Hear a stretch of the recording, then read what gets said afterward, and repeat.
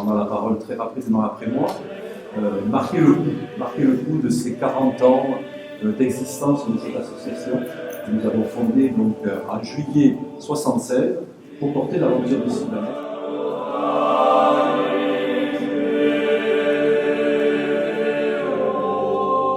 Donc le maire, c'était M.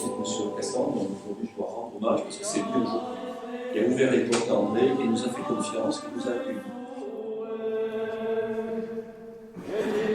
Ce lieu avait un appel, lançait un appel, et je ne savais pas que c'est moi qui l'entendrais un jour.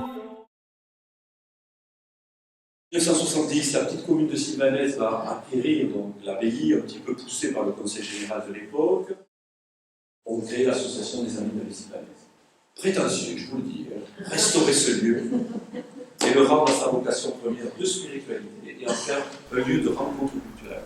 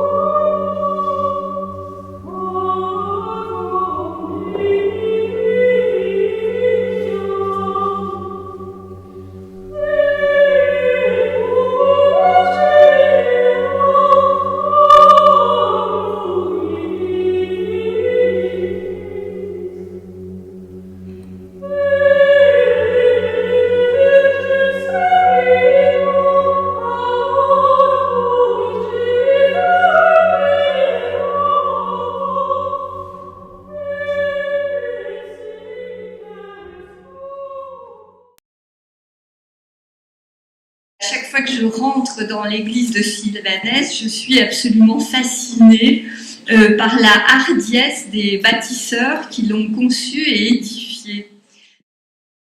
Je suis originaire de la région, je venais faire du vélo et je voyais cette abbaye magnifique en déshérence. Et évidemment, je désespérais qu'un jour elle soit sauvée. Et puis finalement, donc ça a été le cas.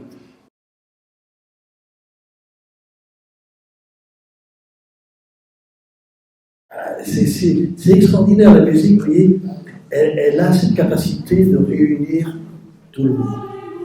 C'est la langue humaine. La musique en particulier, c'est une langue profonde, spirituelle, humaine et sacrée.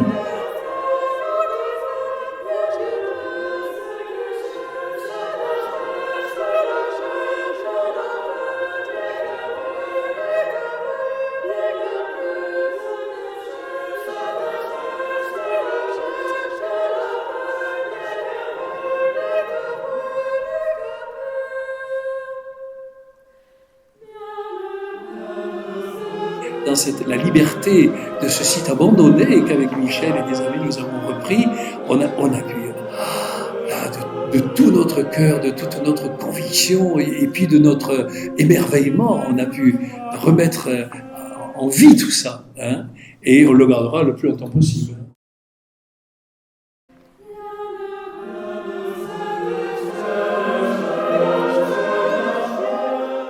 J'ai l'impression que c'est pas possible ce qu'on a fait, pourtant on l'a fait.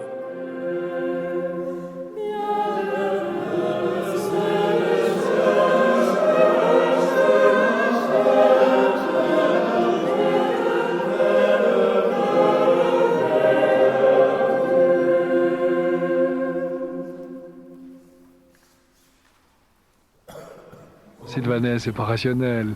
Mais non, Anne, c'est mieux que rationnel. C'est une histoire de la vie.